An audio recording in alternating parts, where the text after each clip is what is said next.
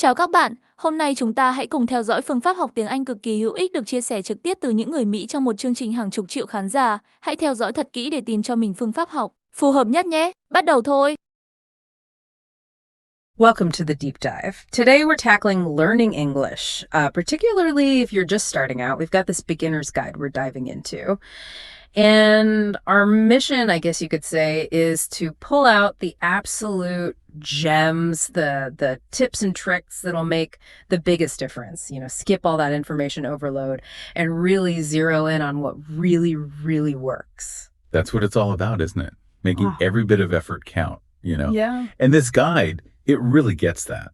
Right from the start, they emphasize how important it is to set really clear goals. Crystal clear. Okay, goal setting. I mean, I get it. It's important. But honestly, sometimes it feels like just one more thing on the to-do list. You know what I mean? So why does it matter so much with learning a language? Well, think of it like this. If you were going on a trip, you'd want to know where you're headed first, right? I mean, this guide, it points out 3 common goals, and they each kind of open up different possibilities. So like daily communication, that's about connecting with people, really getting to know different cultures. Or exam prep, like if you're thinking about taking the TOEIC or the IELTS, those could, help you get into a program abroad, maybe even land your dream job in another country. And then there's work-specific English, which can, really boost your career. So it's not just about the grammar. It's about what you can actually do with that grammar, right? Like what kind of life you want to live with this language. Exactly. It's about the bigger picture. And knowing that why, that doesn't just give you direction, it gives you that motivation too. And we all know that could be a bit up and down when you're learning something new. Oh, tell me about it. Okay, so we've got our compass pointed in the right direction, so to speak. But now, what about the actual building blocks? The words we need to actually make this journey happen. This guide talks a lot about vocabulary. It does. And it's actually quite clever about it.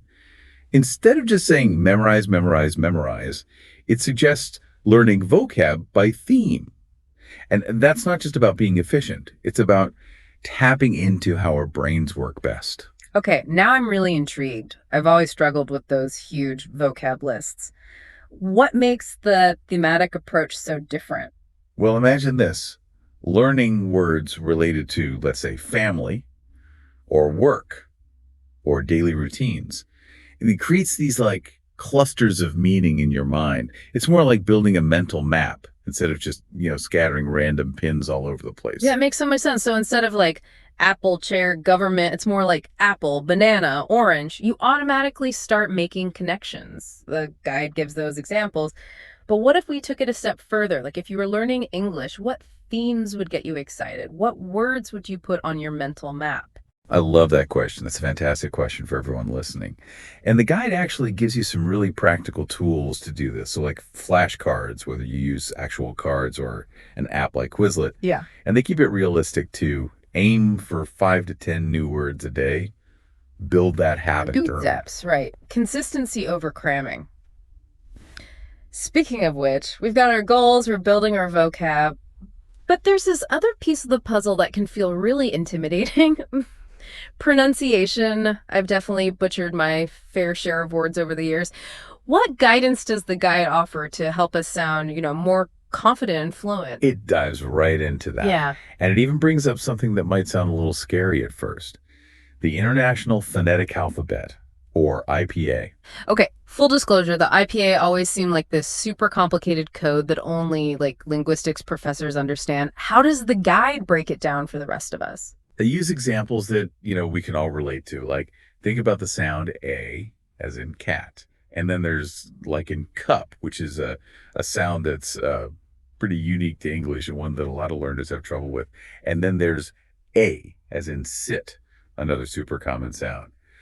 The IPA, yeah, it might look a little daunting, but it's really powerful. It's like it gives you a visual for the sounds, making it easier to understand and actually say them right. So it's like having a map of your mouth showing you exactly how to make those sounds. That's way more helpful than just guessing from the spelling, which can be so misleading in English. For sure. The guide also emphasizes how important it is to listen and repeat. Don't just passively hear the sounds. Really try to mimic them. They even suggest an app called Elsa Speak. It's like having a pronunciation coach in your pocket. Oh, I've heard of Elsa Speak. I've heard good things about it. This reminds me of when I was learning Spanish. I was trying so hard to roll my R's like a native speaker. Let's just say my attempts gave my family a lot of laughs. I bet they did.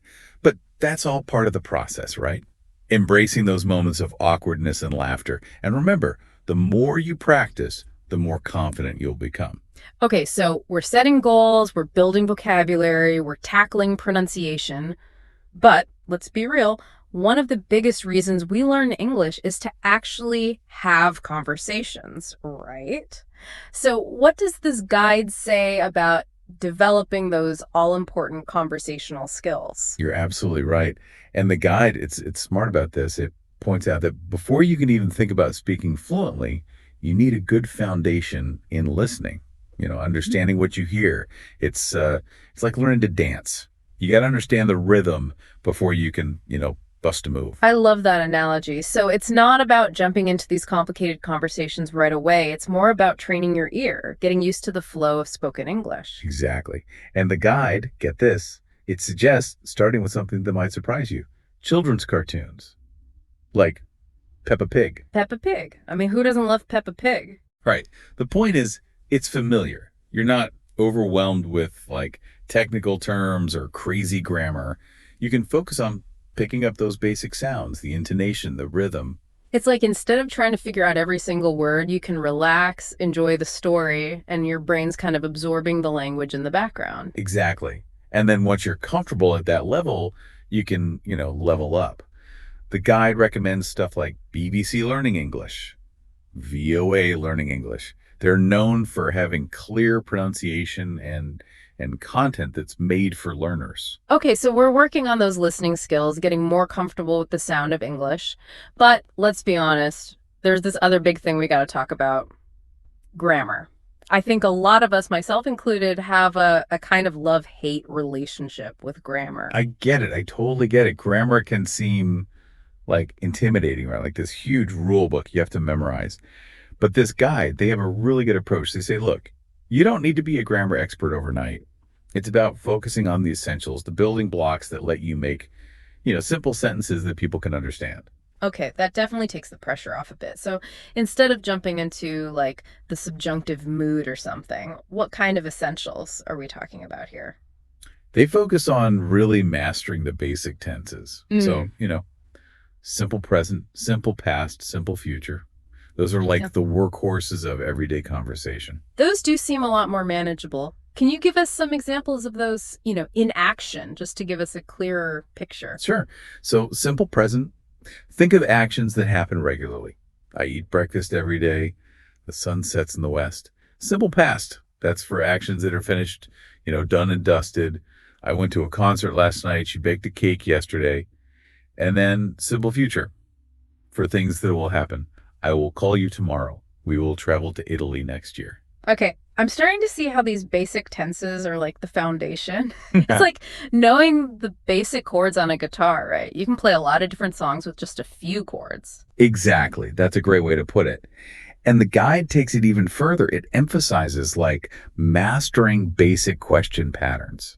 Think about it. Even with limited vocabulary, if you can ask questions, you can get information, you can start conversations, you can connect with people. That is so true. What good is knowing how to say, I like movies, if you can't ask someone, what kind of movies do you like? Right. That's how you turn a statement into a conversation. Exactly. And question patterns in English, they have their quirks, but they're generally pretty logical. You've got your yes/no questions, like, do you speak English? Are you happy today? And then your hood questions, those start with, who, what, where, when, why, how. Those are your tools for getting specific information. Where are you from? What time is the meeting? Why are you learning English? Those are definitely some essential phrases to have in your back pocket. So we're building that grammar foundation, getting those key tenses down, those question patterns. But I think the guide mentions some other resources for, people who want to go a little deeper. They do. If you're a grammar enthusiast, you really want to dig into the nitty-gritty of the English language, they suggest some classics. English Grammar in Use by Raymond Murphy. That's a good one. I've heard good things about that book. It's supposed to be really thorough, but also easy to understand. Exactly. But the key is don't get overwhelmed. Start with the basics, build that solid foundation, and then you can gradually, learn more as you go. Okay, so we've covered a lot. Goals, vocab, pronunciation, listening, grammar. But I think it's time to tackle the skill that a lot of learners find the most, well, exciting and maybe a little scary. Actually speaking English. It's time to move from theory to practice, right? Yeah. And I know that can feel kind of scary. But this guide, I like how they approach speaking. They start by saying, hey, perfection isn't the goal, especially not when you're first starting out. Oh, that's music to my ears. I think so many of us get stuck on wanting to sound perfect right away. And that can actually make us, afraid to speak at all. I know, it's true. The guide really encourages you to embrace those early stages, when it's still a little rough around the edges. And one of the best ways to do that is to just practice by yourself, even if it means talking to yourself in the mirror. I have to admit, the idea of having a conversation with my reflection is a little strange. Mm-hmm. But I can see how it would be helpful. It's like you're creating this safe space to just play with the language without, worrying about what other people think. Exactly. It's like a dress rehearsal for real life conversations. You can work on your pronunciation, try out different sentences, even use some of that new vocab you've been learning, all without the pressure of an audience. And if you're someone who really likes interacting with others, the guide also suggests checking out some language exchange apps like HelloTalk, Tandem, or italki. It's like having this network of conversation partners from all over the world. Those apps can be amazing. They connect you with native speakers or other learners who, were in the same boat as you. And you can keep the conversations casual or make them more structured. It's up to you. You could talk about your day or a book you're reading, or even have a debate about pineapple on pizza, all in English, of course. Yeah. The important thing is to find topics that you actually care about and to use the language as a way to connect with others and have real conversations. Okay, so we're practicing on our own, we're connecting with people online, but at some point, we're going to want to take those speaking skills out into the real world.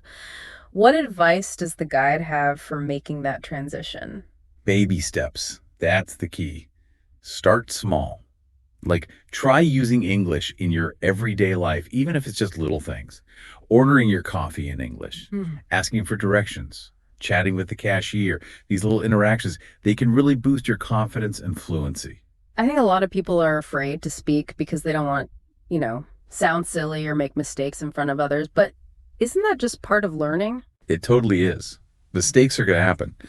And they're actually really valuable. You can learn a lot from them. And most native speakers, they get it. They know you're learning. They'll be patient. And think about how you'd feel if someone was trying to learn your native language. I bet you'd be impressed that they're putting in the effort, right? Exactly. Most people really appreciate it when you try to speak their language, even if you're not, perfect at it. Okay, so we're embracing those real-world interactions. We're not letting the fear of making mistakes hold us back. But what about those times when you're not sure if you're actually making progress? How do you measure your growth? How do you stay motivated? That's where self-assessment comes in. And the guide has this really cool perspective on it. They suggest that we think about testing as more of a celebration, celebrating how far you've come, not just focusing on what you don't know yet. So instead of beating yourself up for the things you haven't mastered yet, you're taking the time to acknowledge your progress, those milestones, and using that to keep yourself going. Exactly. And one of the easiest ways to track your progress is to actually record yourself speaking. I know I might sound a little awkward at first, but listening back to your own voice can be really helpful. I've tried that before, and it was amazing how much I learned. I could hear all these little pronunciation things or grammar mistakes that I didn't even realize I was making when I was actually speaking. It's a great way to figure out what to focus on. It's like having your own personalized feedback right there. It can help you with your pronunciation, your fluency, all of it. So we've gone from setting clear goals, building that foundation in vocabulary, pronunciation, listening, and grammar, all the way to actually speaking English, both on our own and with others. It's been quite a journey. And remember, it is a journey. It's not a race. It's about enjoying the process, celebrating your progress, and just having fun with it. Learning a language should be an adventure. So as we wrap up this deep dive, here's something to think about. What will be your first step on this exciting journey of learning English?